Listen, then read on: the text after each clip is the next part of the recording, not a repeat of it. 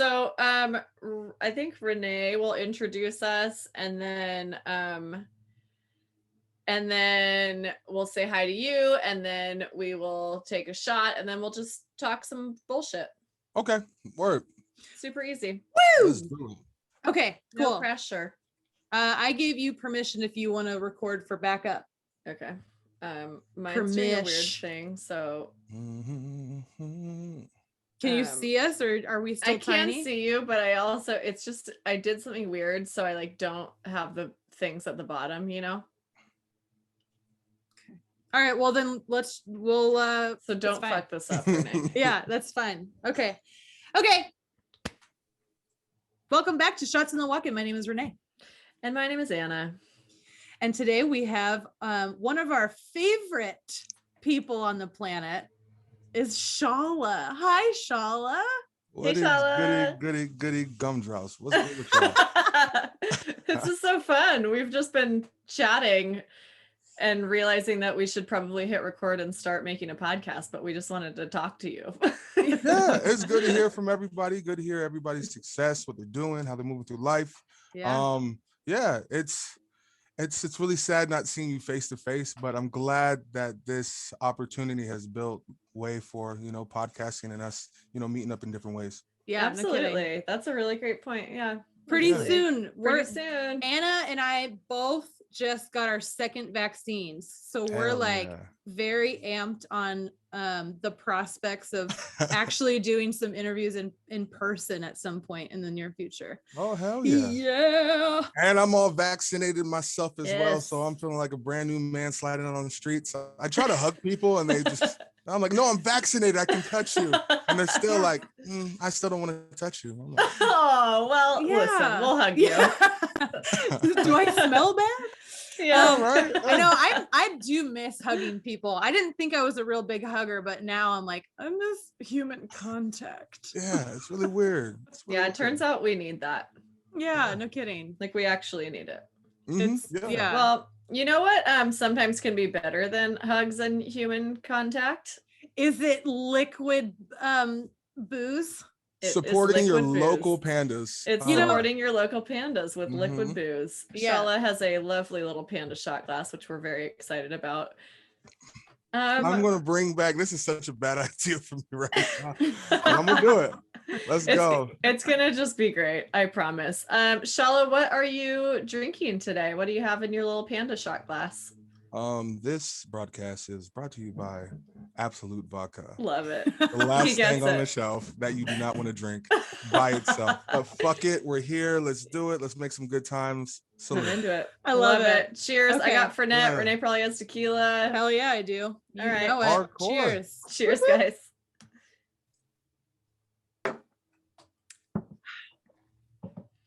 How'd that go down there, Sola?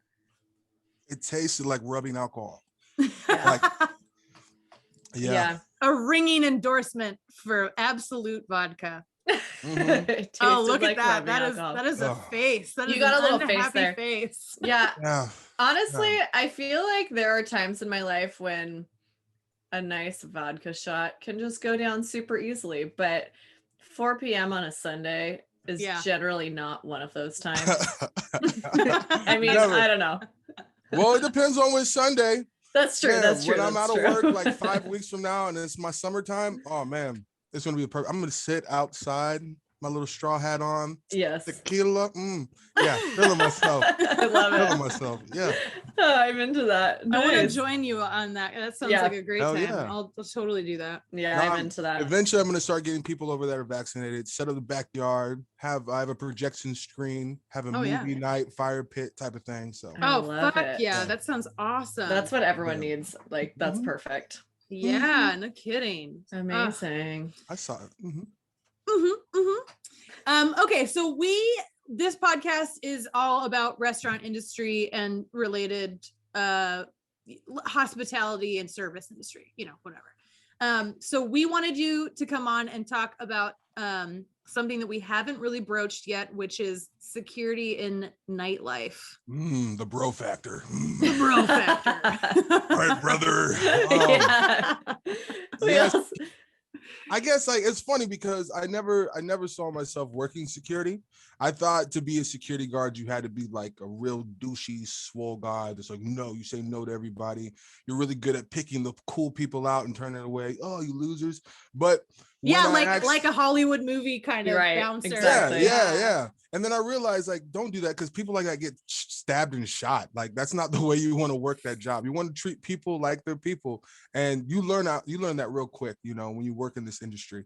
My first job I got working security, I got from Charles. Working at Havana. Not Havana, Chop Suey. I was gonna say, I feel like you worked at Chop Suey before that. So Chop Suey is a music venue in Seattle on Capitol Hill. It's been there forever.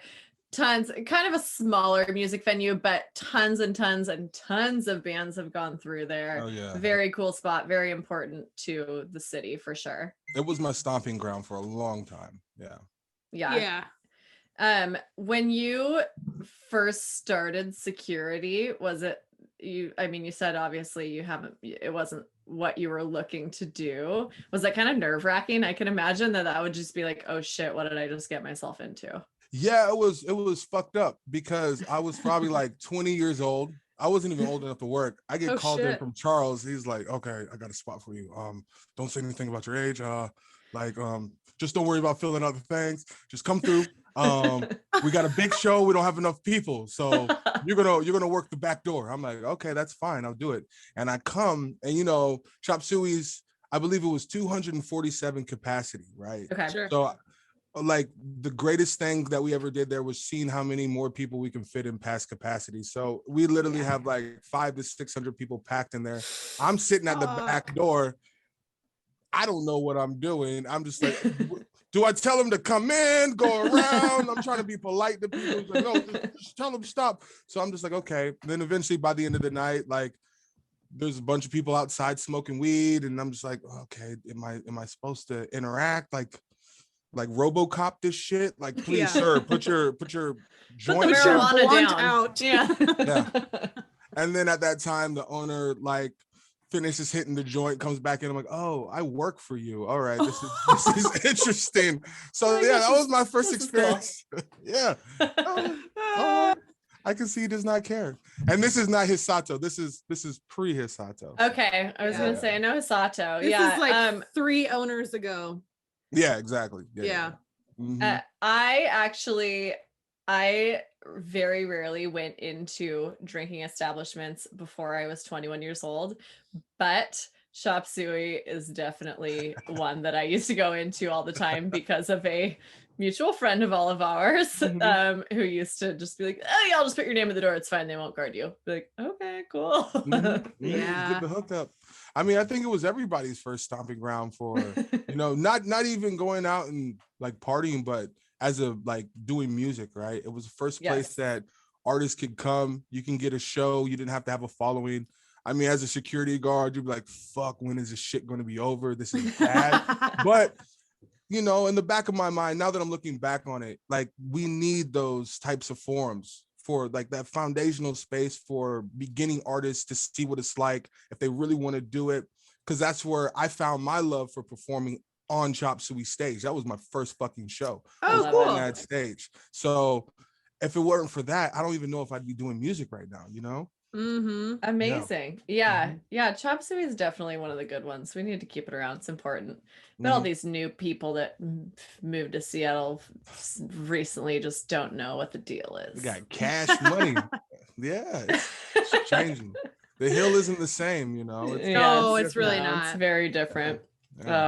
Well, I mean, that's kind of, I think, probably a really good first place to start your security work, just because it was a little bit more lax, you were kind of doing your own thing, that sort of thing. Seattle, people are pretty even. Like people get crazy, but they're pretty even kill crazy, Yeah. Like it's well, you're from Florida.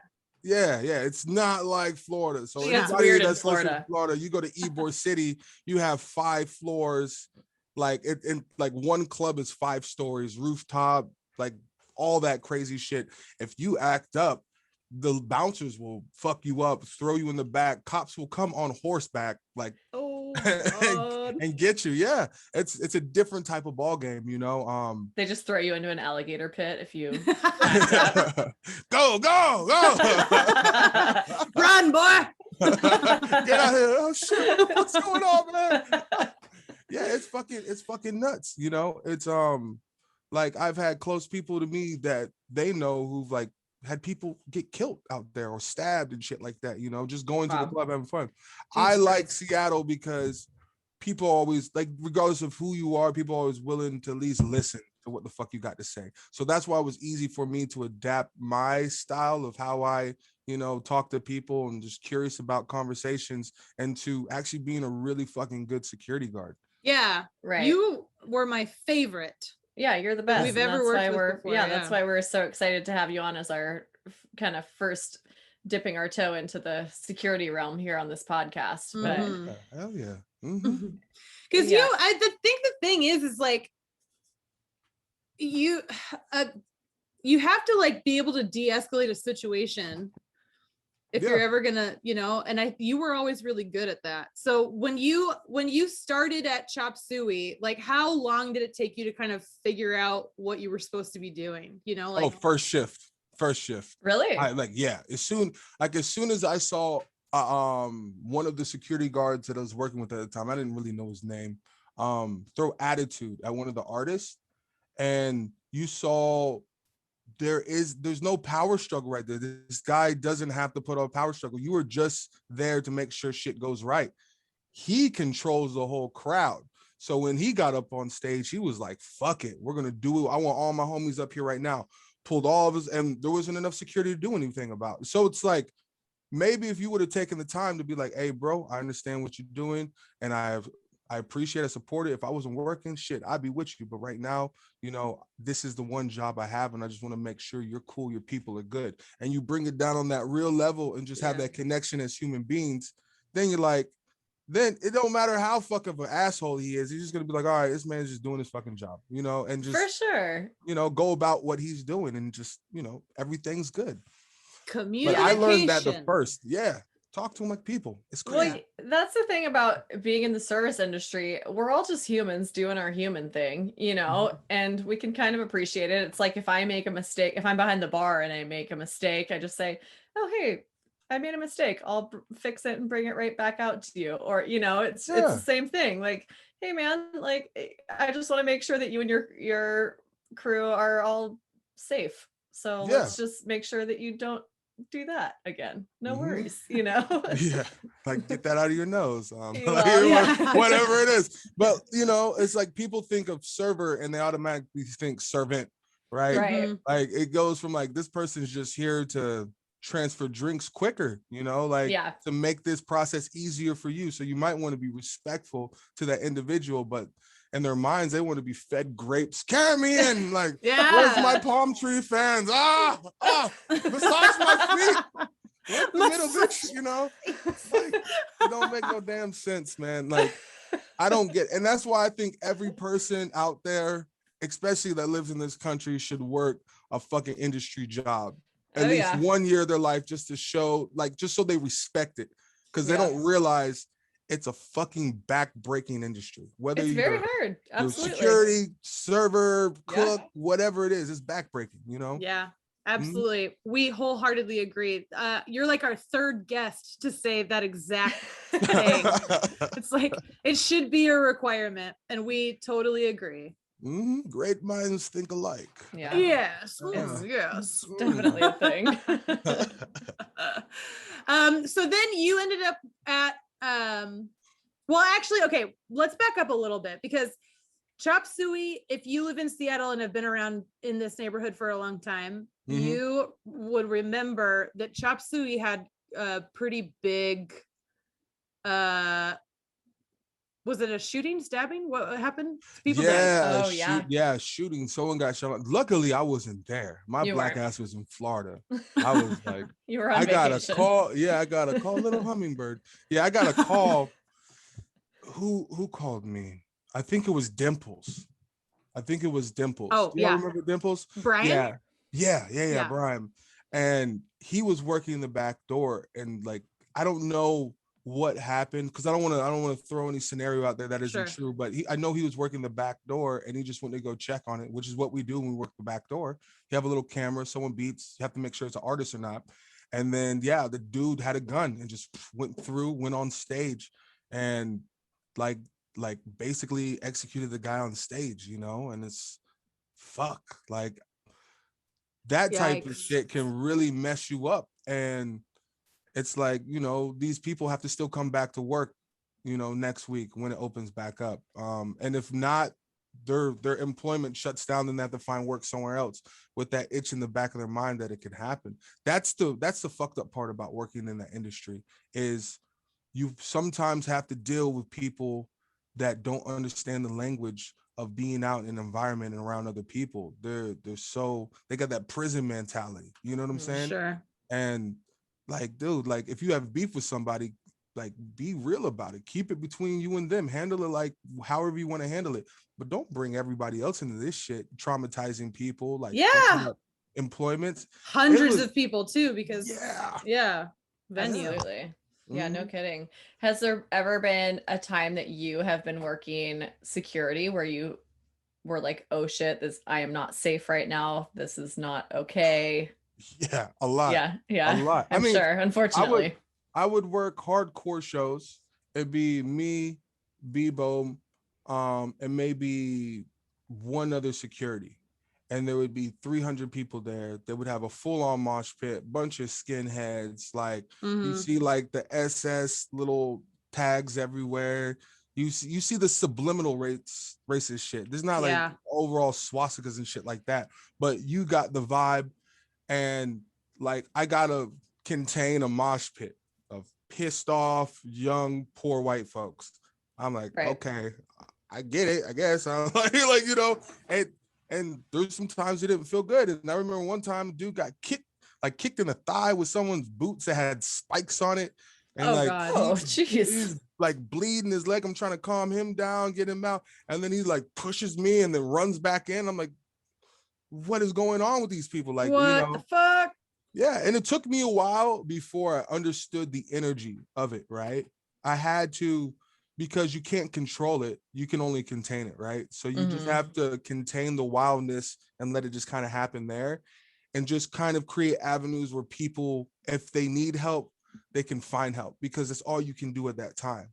I was constantly put in those situations. I've worked hundreds and hundreds of shows where I have been outnumbered by hundreds of people, and because of that, I had to learn my charisma, how to learn how to talk to different styles of people, how to approach different styles of people, because you can't approach the same Joe Smo the same way.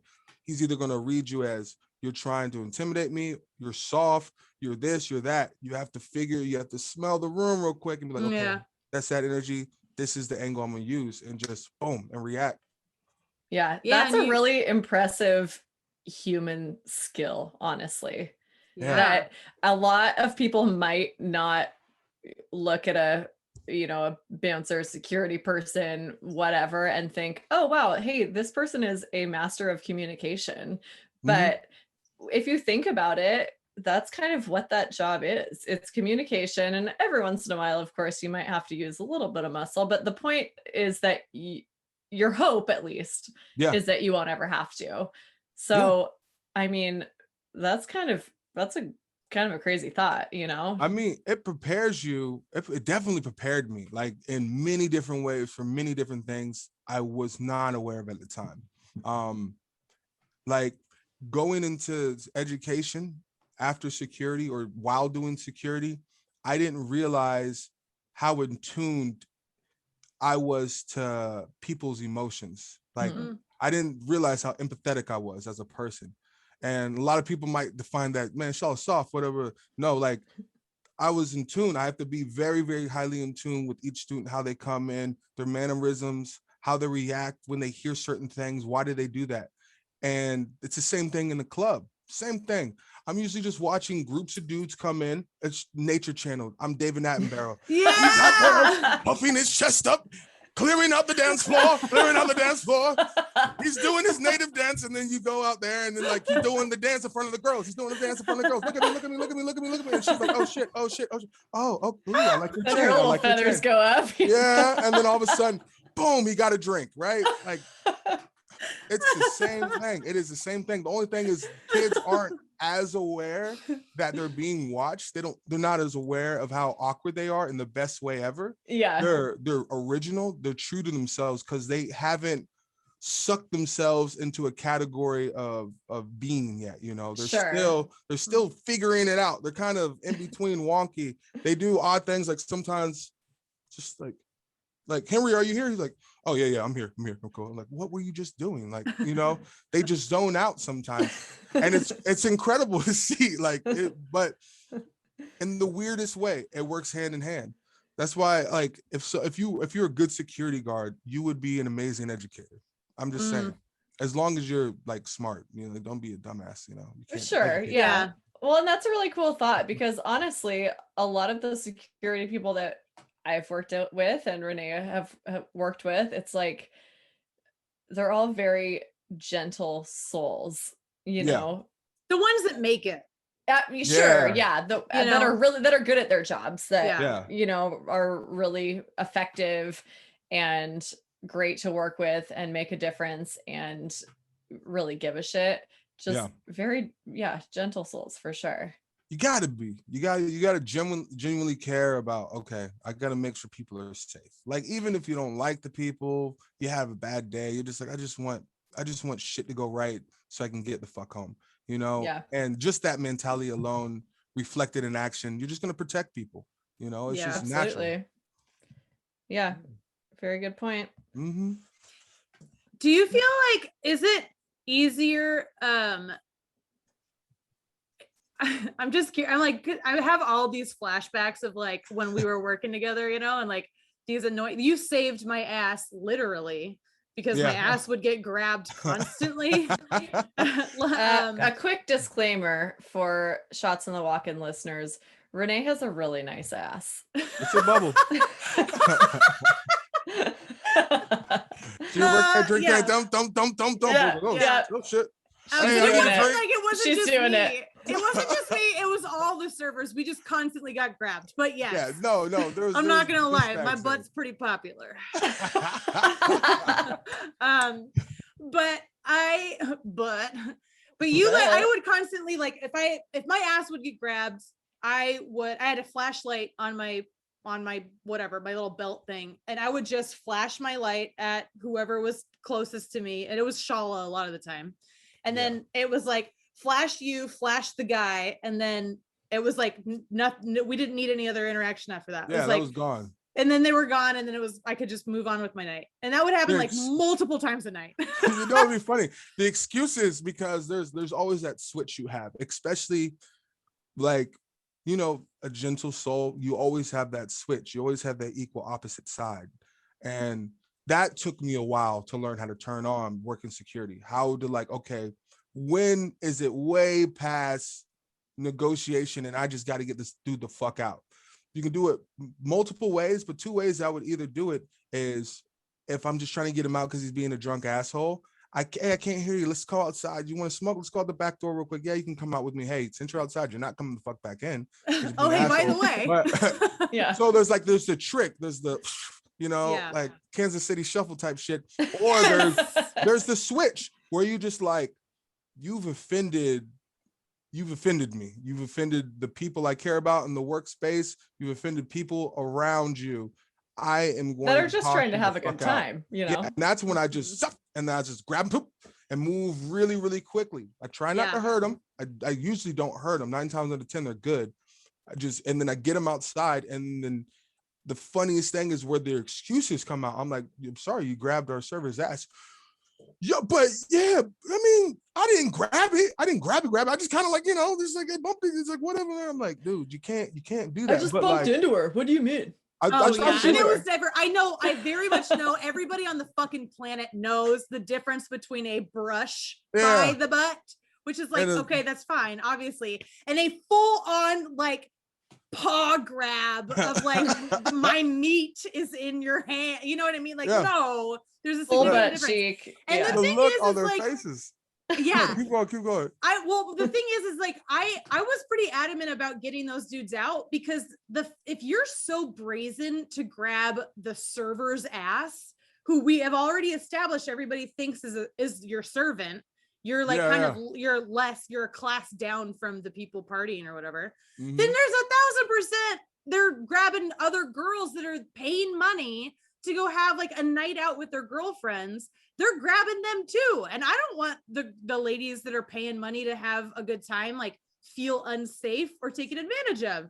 So, hey, if you're going to be an idiot and grab my ass, then you're fucking out. Bye. Yeah. Get the fuck out. Get the fuck out. And it's not a nice, can you please leave? It's, get the fuck out. Like you got to go. You shouldn't be like, I don't know any fucking body that have ever been raised around that's ever been taught, if you grab this girl's ass, she's gonna like it, bro. I have never once in my life seen that fucking happen. I know, it's crazy. Like it's a move or something. It's like a move, no. But it is wild, but like think about that, because I agree. I don't know anybody that like thinks that that's like an okay thing to do. But remember, like how often did we go through this song and dance? Every single night somebody would get kicked out for it's weird. My delicious tushy. Yeah, she does. She's got a juicy booty. Little gumdrops. But like I just think about the mentality or the gusto you must have inside yourself to think like, I'm gonna get away with this. Yeah. I mean, especially in Florida, you grab a girl's ass, she don't want you, you might get stabbed. You're probably gonna get bit. I'm gonna say that because they're crazy as fuck. You're probably gonna get bit. Probably because they're on bath salts and that's what they want to eat. Yeah, they don't fuck around. Yeah. It's just a different type of jungle out there. You're raised with a mentality. If you've done wrong, you hit back. Like you have to stand up for yourself. And sometimes that mentality swings weird ways, but for the most part, nah, you grab a girl's ass like that, she gonna fuck you up. And people come into a workspace, and when I ask these dudes like, why'd you do it? And they like literally are just, I thought it was what you did. And I realized the club to them is like, it's like playing Grand Theft Auto or some shit. It's like a virtual world. It's like a fantasy. And they feel like in this fantasy, I've paid to come in and I can do whatever the fuck I want. And it's like, no, man, this isn't Westworld. You ain't gonna be able to do whatever you want.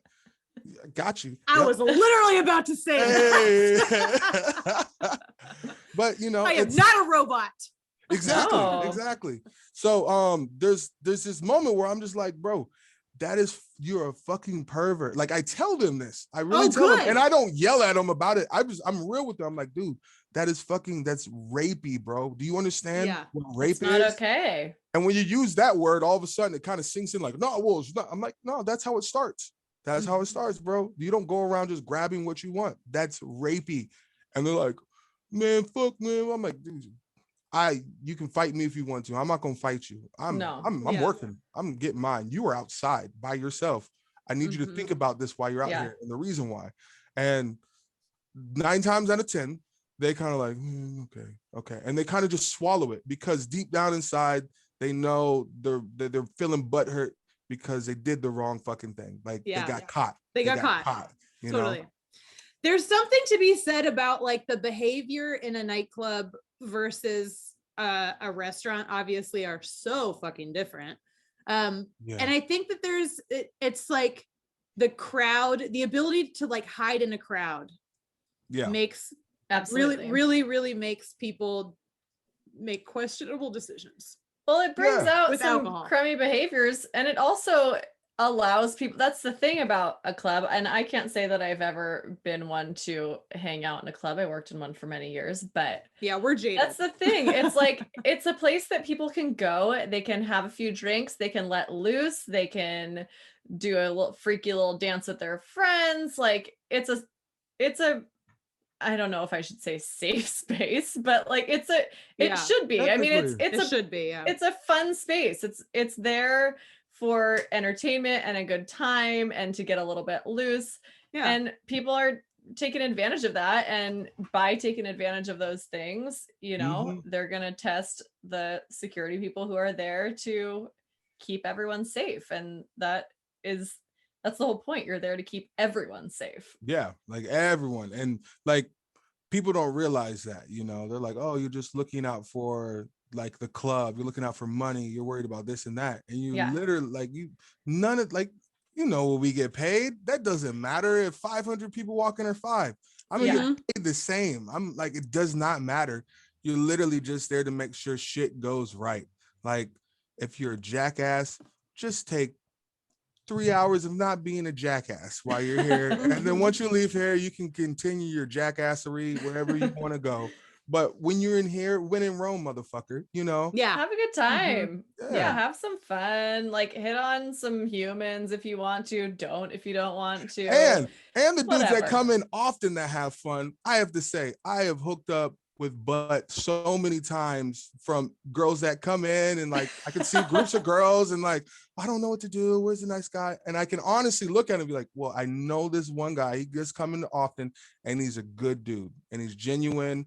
And I can honestly say that, and they can have a good night. And I thought you were gonna say that you like made some connections, but that's a whole nother level. That's kind of rad. I always hook people. You were the matchmaker. I love that. Oh man, my Cupid wings were flapping. I'm that's adorable. I didn't even know that. All the time. I got most of my friends some butt at Chop. I'm pretty sure. Like wow, most of them, yeah. That's awesome. A few little love connections. Yeah. I mean, you'd be surprised when like you have a group of dudes standing around and they're just kind of like, okay, we don't know what we're doing. And like a middle school dance. Yeah. And then one dude's in the group like, I'm gonna go ask her to dance. Let's do it. But you know, you know the environment. You know, like I work there. So it's people think, oh, you're really good at this. Like, no, I work there. I understand the environment. Just like if you watched these animals out in the zoo, you would eventually understand why they do things, how they do things. And then you start seeing what the likes and dislikes. So I'm like, all right, I'm going to turn this up for y'all since y'all standing over there. And I get people involved and I get them dancing out. And then I brack them back. Come on, let's go. I'm like, get the fuck over here, bro. Like, and then I just kind of slide out. Oh, and I just put my finger up in my ear. Yeah. Oh, I got a call. Yeah. I look to the side. Gotta go. Yeah. And I just walk away and they're like, oh, where'd he go? But they're already dancing. They're having fun. And just because I'm not there doesn't mean they need to stop. So there's that situation that's going. And I see it happening. And I'm like, okay. And that's how I controlled the vibe. That's how I kept it calm. Yeah. Because as soon as you have a bunch of horny, douchey, drunk dudes, it's like, yeah. That's when the trouble starts. Yeah. Yeah. When they need an outlet. Yeah, exactly. Seriously. Exactly. There's something wrong with men. I mean, it's a man thing in that environment. You open up a can of worms there, mister. Yeah, but no, I kid. At the same time, like women are also very awful. Like yeah. I know. I was gonna ask, in security life, do you think dealing with men or women in a club setting is more challenging? Oh shit. Because we've seen, you know, sometimes the ladies can get a little off their rocker. Okay. Yeah, to put it lightly. I mean, what's your security person opinion on that? Men are very prideful, right? Very ego. Women, they go medieval. Oh, you know? Yeah. Like men fight, man, I'll fuck you off. Yeah, let's go. I'm gonna beat your ass and bah, yeah, motherfucker. And it's over. You know, or they wrestle around and someone gets tired and throws up. Whatever. Get it out of the way. Just like someone do it and then tired and throws up. Yeah. Oh yeah, that happens a lot. After you drink all night and then you wrestle, then all of a sudden the burn like, off. Fuck. And then you're like, yeah, there you go. Let it out, buddy. Women on the other, and I don't want to confine this. You know what I'm saying? Yeah. But I'm saying in a club situation with the environment of what a club is, when a female is looking her best, she's her queen, this is me, and then all of a sudden, bitch, you are walking in my little royal area right now. Who the fuck are you?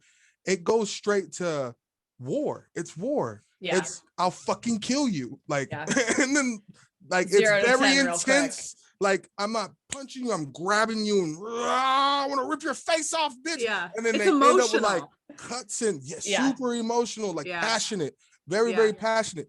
But it doesn't happen as often. Sure. Right? Not nearly as often. Dude, like, guys can get into fights for just looking at each other wrong. Like, a dude can come in looking hella hood, trying to play the part, and then look down at someone who's actually hella hood, who's just trying to, and then be like, okay, now I gotta whoop this nigga's ass. God damn it, I didn't want to have to whoop the nigga's ass. And no matter what you say as a bouncer, it's like, you don't understand. In my world, he disrespected me and I have to handle this. So I would have to be like, okay, handle this on the outside, right? Right. And have that real conversation. But if I didn't do that, it would end up being, hey, yo, Bo, what'd you say? Huh? What'd you say? Huh? And then someone gets knocked out, people run everywhere, there's a guy on the ground bleeding, and no one knows who does it, you know? Yeah. And that happens a lot too. And I see it because when I'm treating the guy on the ground who's grabbing his face, like, why did that happen to me? I'm like, man, you came in here walking like you hard ass fucking thug, like you ready like to lose any moment, take me away, 5 to 10, I don't give a fuck, like type of mentality. And then when someone really has that mentality and checks you, you're going to have to react. And if not, you're going to get knocked the fuck out. And that's why you shouldn't go around acting like who you aren't. Like, just be yourself, motherfucker. Yeah. I remember, I'm almost positive that it was you on the back door this night, but I remember some very, very, very well-known football players were in. Yeah. Say their names. Say their names. Well, I guess I could, because the dude's not even in the NFL anymore, but it was Marshawn Lynch and then our second string quarterback Boykin at the time. And this fan guy was like all up in Marshawn Lynch's face, and he was like, take a picture. And he doesn't like his picture to be taken at all. He's like a pretty private guy. And so this guy was like really not letting it go. And then I think it was Boykin that started it. It was BJ or PG. BJ? What's his name? BJ? It wasn't Boykin. It was some third string dork. Yeah, his name was like BJ something. I forget. It was like initials. Oh, okay. Yeah. And I don't know what the fuck he was thinking. I got him outside. Yeah. Because they were like, they were pretty close to the back door-ish. And there was like very clearly this was not going to resolve itself very quickly. So you were like, oh, get out, go away. I don't want to see it. Just get the fuck out of here. Just not here. Yeah, Marshall had a big white boy with him. Good Lord, he was large. Yeah. Fucking reincarnated Viking. He put his hand on my chest. And like, it's like his finger went from this pec to this pec. And I remember like, what are you doing? I'm like, I'm security. He's like, oh, get up here. I'm like, oh shit. He just picks you up. And I'm out back, and they're literally, and it's funny because in my mind, I'm like, dude, these are some football. They're gonna fuck this kid up. And outside, they're like having a fucking like session with this kid. They're like, oh, dude, why are you acting like this? Like, what's going on in your life? And he's just standing there, gets wrong. Fuck you, I get bitches. I got many of bitches. Like, fuck y'all. You're like, that's not the point here. We're trying to cause an issue. Yeah. And then like I'm standing there, and then like Marshawn hasn't said anything the whole time. He's been even. He's not a big talker. And he said one thing, and he said, I heard what you said, motherfucker. And then everybody just got real quiet. Like, oh, I swear the lights got dim. I was like, oh shit, he spoke. Oh, and then I looked at him. We listen when he speaks. Yeah. And I looked at him, I'm like, please don't do anything. I got this. So I grabbed the kid real quick, real quick, so he couldn't react. And I just picked him up and I started walking him out of the breezeway, which is kind of like the backdoor area of Havana where, you know, it's connected to other areas. And then when I let him go, I'm holding him like, dude, I don't want to fight you. I'm sorry. I'm picking you up. I'm not here to disrespect you. I'm sorry. My bad. I let go. He's like, get the fuck off me. I'm like, we're cool. Do what you have to do. And at this time, it was someone with Marshawn, because Marshawn was trying to walk off. Yeah. And one other football player, I forgot his fucking name, like basically bolted at him and just like speared him on the ground. They ended up going at it. And this kid handled his fucking own. This kid like was taking on an NFL player, and he was showing him like, bro, just because I don't play football doesn't mean I don't want to fight. And so that's when it kind of got escalated, because more people got involved. And an older brother that was with Marshawn and them at the time. It's his uncle. was trying to just be like, hey, yo, stop. And he got hit and he actually fell. He got knocked out, right? Oh, like a well, flash knocked out. I'm not gonna lie, I'm glad. I didn't like him. And he would always try to take the cash tip that Marshawn left, and he would always try to take it off the bar. Oh no. Nah, that's mine, bro. Yeah, Marshawn would turn around and be like, fuck you, give her that money. Yeah, anyway, but like everybody was even killed. It was just that little situation where the dude felt disrespected and he took off at the kid. And I thought he would have a little bit more control, knowing that he's like A-list celebrity type, or maybe B, C. I don't know if he was well known like that, but he's with someone who's well known, who's like, you can't do stupid shit with.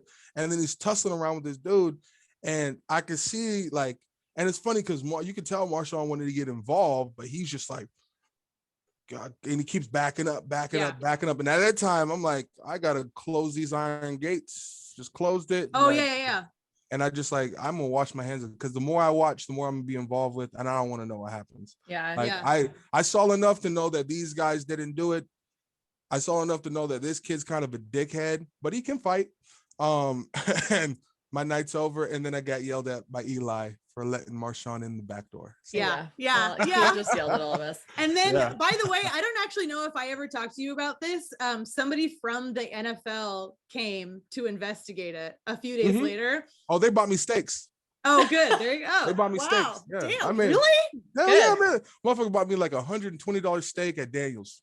Good. Wow. Yeah. I had a private investigator hit me up for like the kids case, and then I had the NFL people hit me up, and I told them both the same thing, the same scenario, because everything's on film. It's my job. I have to. It's not, but I just kind of gave it like very bland. This is what happened. I'm not going to get into details and all that. Sure. But I will take my time explaining it while I eat this delicious steak. So, damn, they took you to Daniel's to like interview you about what happened that night? Well, I kind of set them up. They're like, hey, we can get you a bite to eat. Where would you like to go? I'm like, oh, we can just meet up here at this one spot. I'm like, yeah. And then it was at Daniel's. So, because I know that's the spot to go to. And I know these motherfuckers got money. And I know it's just a write-off for his bitch ass. So I was like, you're going to waste my time. I'm going to waste your money. So oh my God, that's the best. Yeah, you're like, let me see that wine list, please. Yeah. I'm feeling like, and it was literally a 10-minute conversation. He just left. I was like, you tuck in my napkin. Oh shit. Oh man. Perks of the job right there. Oh my God, that's amazing. Oh my gosh. Okay, well, a bit of a sidestep, but something that we also were wondering about here is how often you, as the guy in charge of the situation, would get hit on by the lovely ladies that were all gussied up and coming in there.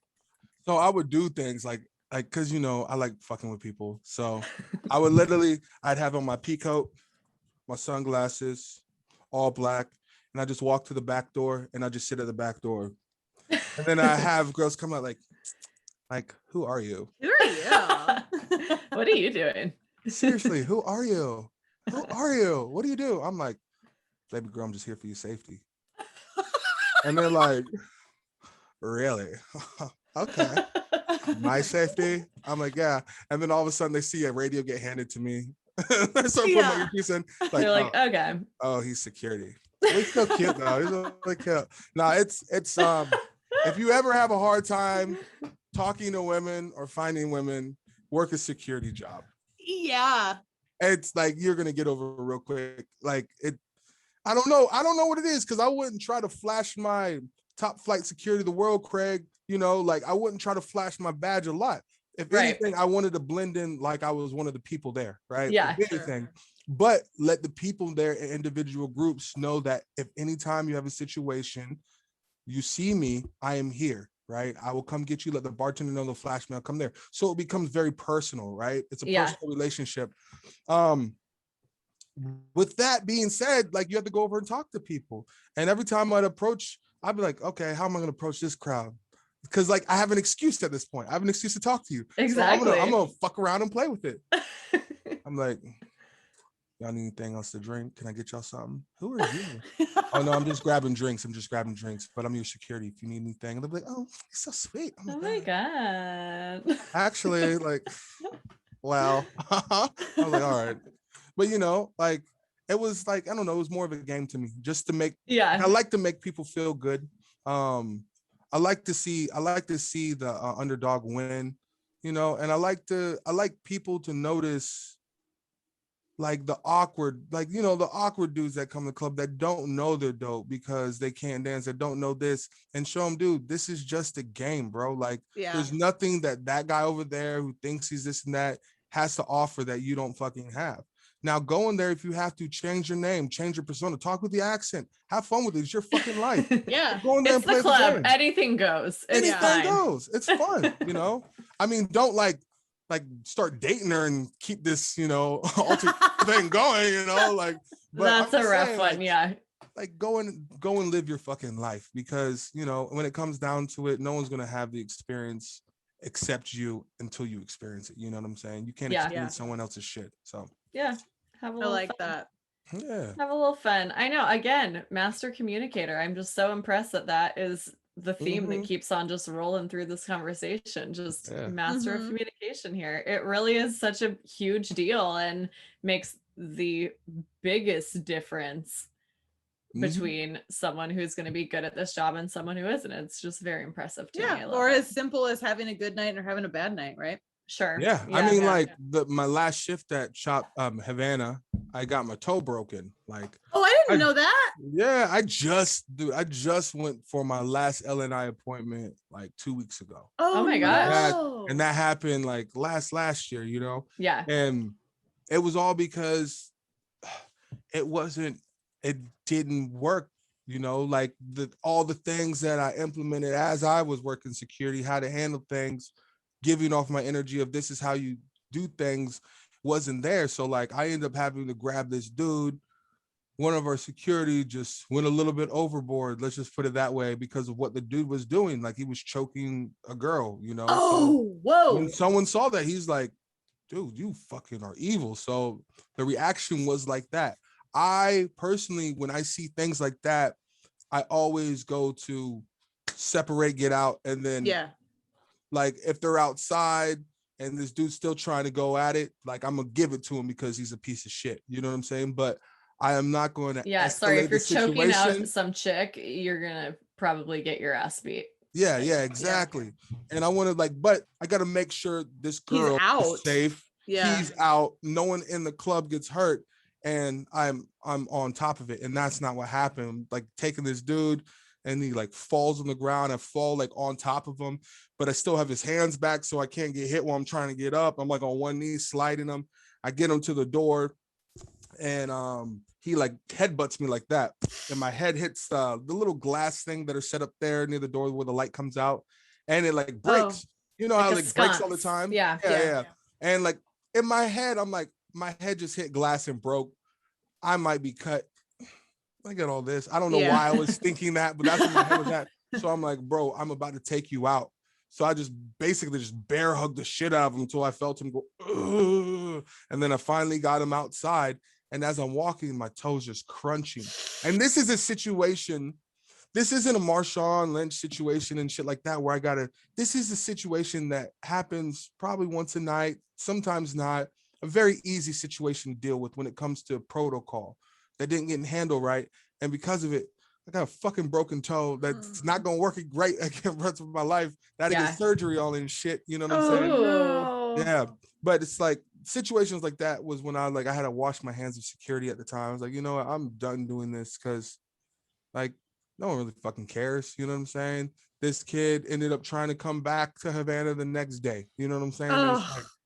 He wasn't even aware of what he did in his actions. And when he was outside, the girl he was choking, baby, what's going on? Are you okay? And I'm like, okay. God. And then I realized I got too involved with something outside of my realm. That's outside of my security realm. You don't hold it personal. You have to just do your job and react the proper way. And I was tussling with this dude for like 5 fucking minutes.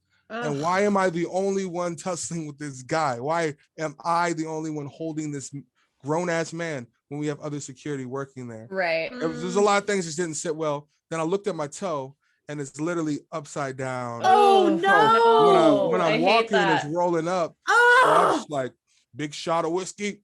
Yeah. Returned it. Yeah. I was like, maybe it was just like dislocated, was in my head. I walked back to, SU parking lot from where my car's at, which, it's like a good little stretch from Havana. Yeah, totally. And then I'm driving home the next morning and wake up and like in my, like I'm dreaming of pain, and I don't know why I'm in pain, because like a sheet is laying on my toe, and like as it moves, it's just barely moving and it's fucking painful. So I was like, man, this shit looks fucked up. Went to the hospital, x-rays, a little chunk of bone was broken off. Ugh. Yeah, it was. I can imagine that it would be hard to always keep your emotions out of those types of things. I mean, if you see something that just isn't okay, or you see you see a dude kind of roughing up a chick, whether it's his lady or a random lady, it doesn't matter. I'm sure it would be really hard to keep your personal emotions out of that. That would cause a rise out of mostly Most anyone, people. Yeah. And that's gotta be a tough line. Yeah. I mean, and that's why most securities are known for beating people's asses, because they get involved, right? Or get emotional about it. I don't like personally, they can tell me what he said, what you said, but if there's an altercation going on between two parties and y'all both look guilty, regardless of what's happening, I am not a police officer. I am not a judge. You're not their counselor. I don't have to have any reason to kick you out. There's no legal grounds of saying that I have to do this. I need evidence to do that. I'm just gonna be like, both y'all leave. Yeah. Because y'all just you're not getting it, right? Well, and you're ruining the vibe, and everyone's trying to have a good time. Yeah. And once that happens, you see it happen over and then over and over. And then like you get that weird energy in the spot, and then everybody that's in there looks like weird pervert douchebags. That happens very easily. Just buying the $3 bills, not $3 beers, not tipping. Just like, man, yeah, dude, seriously. Terrible. So if there was a night, say that you were sitting on the door instead of kind of being more inside and with all of the people, was there ever a time that you got offered anything to let someone in for free to not pay the $5 whatever? I have been offered everything in the book. Oh, like what? And I'm not I've been out to sex, hand jobs. My girlfriend thinks you're cute, she'll fuck you. Like, this is $5 or $10 here, folks. $5 or $10. Yeah, like everything. Just because you don't want to wait in the line and pay. That's the thing, is it's not even about cover, it's about skipping the line. And the club that we worked at, we were pretty notorious for not letting people skip the line. It didn't matter who you were. Yeah. I remember fucking assholes about it. Totally. Nick Kroll showed up and like hella wanted to skip the line, and Eli, that used to be our head of security there, was like, I don't give a fuck who you are. You're not skipping the line. You're waiting with everybody else. And they got so mad. Like, do you even know who I am? He was like, yeah, I don't care. I love the league or whatever. He's like, wait in line. You're a person. So are all these people. They've been waiting longer than you. Relax. Yep. That was. They're all chilly too. It's cold out here. It's Seattle. Yeah, that's totally. That's the integrity that we lost at Havana after Eli passed, man. Very true. He was the moral compass, very much so. Yeah. And when that went out the window, I mean, it didn't go out the window. It started to get abused. So like the little things that he was uptight about that we knew not to do, like don't break and smoke. When we don't go out the back door ever. You know what I'm saying? Like those things started to get done in a different way. And I guess that's the way business is. I don't want to trash anybody for doing it different, because that's not my intention of saying that. It just changed, right? And I don't know if I was ready for that change, or I don't know if the energy that I now felt in that place with his absence of like not being there, like affected me in some type of way where it was a little bit harder to do my job, or I was a little bit more impatient. So I really had to just personally check myself, you know what I'm saying? And I just knew that like, okay, I need to move on. I can't keep working here, because eventually it's going to start eating at me in a way where the memories and love that I have for this place start to translate into like fucking just broken toes and all this bullshit. Right. You know? Yeah. Just not a positive thing. Yeah. For those of you listening, there was a person that worked at this particular bar, club, place that we've been talking about this most of this whole time. And also where me and Anna met. Yeah, it's where we met and started That's our where we met. story. It's where we all met. That's where we all met. He was kind of one of those humans that had the biggest heart you would ever encounter. Just the kindest soul, a very important person in the nightlife community in general in Seattle. One of those people that everyone knew him, everyone loved him. He was pretty much the epitome of what a security person should be. He felt safe. Yeah. He was a very safe place for many, many people, all of us included. And so Sola, I mean, you talking about how things are very different after he unfortunately passed away, it's very easy to understand for us because obviously we knew him, but I can't even imagine working underneath someone that was such a huge presence and just someone that you could truly look up to in an industry or in a position where that's definitely not always the case, you know. Being in security can attract a certain type of person, and obviously I think for the most part the crew that he would put together for that bar was, you know, pretty spot on, and he always trained people to be kind and de-escalate and, like you've been saying this whole time, communicate effectively. And it was very important. He wouldn't even call his security guards. We called them hosts. Very, very important. And better to just talk it out, let them get it out, listen, and then walk them outside. You know, very, very, there was a system to it, you know. And that's definitely not always the case. I can just imagine so many bars where a lot of bullshit happens that doesn't need to, you know. It just doesn't need to. So and sometimes it's the bouncer like escalating the situation, you know. That should not happen. Like, what the fuck is this? And then when I see that, I get pissed, man. Like, I'm not gonna lie. There's been a few clubs I've been at, and I've seen asshole bouncers. I'm like, I'm about to leave. I'm gonna go fuck with this dude, and like, not in a way of like breaking him down. You're a piece of shit, blah blah blah. But like putting myself in a situation where I can have a conversation of like, you need to learn how to treat people right. Like, I don't know how else to put that without sounding like an asshole, but that was, if I see that shit. I mean, it happened at, where was I? Was it remember the White Rabbit? Do you remember that bar? It was right next to the High Dive. Oh, yeah. Yeah, I think it was a security guard working there, if I'm not mistaken.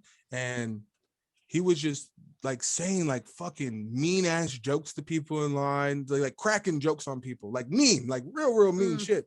So I'm like, all right. When I come back outside, we're not gonna stay here long. I just had to give it to him, and he was a little dude too. So I kind of used my bigness to put him in his place. You could do that. You're a very tall man, Sola. But I don't try to abuse it. But that time I'm like, nah, fuck that guy. Well, also, like, you're ruining the vibe. All these people came here to have fun and spend their money and tip their bartenders and shit. So quit ruining that for everyone, sir. Yeah, man. Just have fun. Have fun. What is that called? Like wanting to be an authority figure. So like, what is that though? Having the big, like cops have it a lot. Like Napoleon syndrome. Yeah. I guess. Yeah, they have that authority problem, the authority complex. Yeah, there it is. Because they're not supposed to be like authority figures. Like no one has to listen to fuck you saying. You're there to help.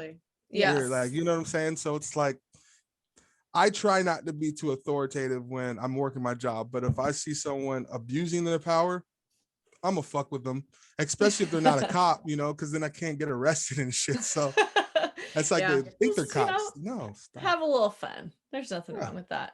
Well, and that's a good place. Probably it's about time to wrap this up. So I think that's a good, perfect place to. I know it goes by very quickly, but that's a great place to leave it. Is that your security people are there to keep you safe, make sure that you're having fun, and there's absolutely an art to it. And Sola, you are a fucking brilliant artist when it comes to that. So much respect. Thank you. So yeah, absolutely. We're so happy to kind of hear a little bit more about your experiences. Obviously, we have seen you in action, and it's just always been a pleasure. So my butt thanks you. Renee's booty definitely thanks you. Saved it of many gropings. So many gropings. Whoever know that Renee's butt needs his own security. Yeah, it does. We need to get one of those like little stanchion ropes just to put around it. Yep, there you go. I like it. It's just portable. It sets up to the hip so you walk it's around. Like a bounce, but it's like a red carpet. Just okay. Just walks with her. I'm in. Let's do it. I like it. Okay. All right, I like this. So you're doing music now. So what do you got going on so that if anybody let's do a little music plug. Just a music plug before real quick wrap up. Music plug. I have a band. We're called Kumite. Check us out on Kumite Music at Facebook. You're gonna have to spell that. Kumite. It looks like Kumite, but it's Kumite. We are socially justified, just in your face, raw underground hip hop infused with just hard ass rock and roll, fucking ass, like little pieces of punk, little pieces of this and that. It's just, it's everything that I am. It's a piece of where I come from, and a lot of Seattle involved. So it's original. Cool. It's completely original. I love it. We don't sound like shit. We don't sound like anybody you've heard, but we sound good, and we're something new. So check out I've seen you guys Music. before. Hell yeah. Spread the word. Thanks, well, that was a different band. Oh, yeah, this is a new band. I've seen you perform before. Yes, which it was a treat. Oh, thank you. Yeah. I'm very good at what I do. So please come out to when we start rocking shows. If any of y'all have any spots where you need some smaller bands, let me know. I got you. Yeah, absolutely. Well, let's just have a damn block party and just do it because we're all vaccinated now. Mm-hmm. We'll have our own block party. Yeah, for sure. I like it. Oh yeah. Call it the turn up. Let's call it the turn up. We're calling it the turn up. And we just have a turn up. Yeah, just an actual vegetable. I was like literally thinking we need a turn up. It's the turn up. Okay, well, whoever wants pre-sale tickets to the turn up, just send us an email. We'll work it out for you. Absolutely. Yes, I'm in. Okay, cool. Well, thank you so much for talking with us today, Sola. That was really fun. Of course. Thanks for having me on. Y'all are so lovely. Some of my favorite people in the whole wide world. Oh, we love you too. This is so fun. Yeah. This is the best. Hell yeah. All right, guys, we will see you all next week. If you want to get a sticker, we still have a couple left. You can hit us up, contact@shotsinthewalk-in.com, or you can direct message us on Instagram @shotsinthewalk-in. Otherwise, don't forget to subscribe and review because that really helps us. It does. Yeah, absolutely. Yeah, support. All right. Support. Well, support. It's Sunday evening and I'm about to go pour myself a glass of wine. So I will see you lovelies later. Yes. All right, deuces. Absolutely. Bye guys. Thank you so much. Of course. Mwah, mwah, mwah, mwah.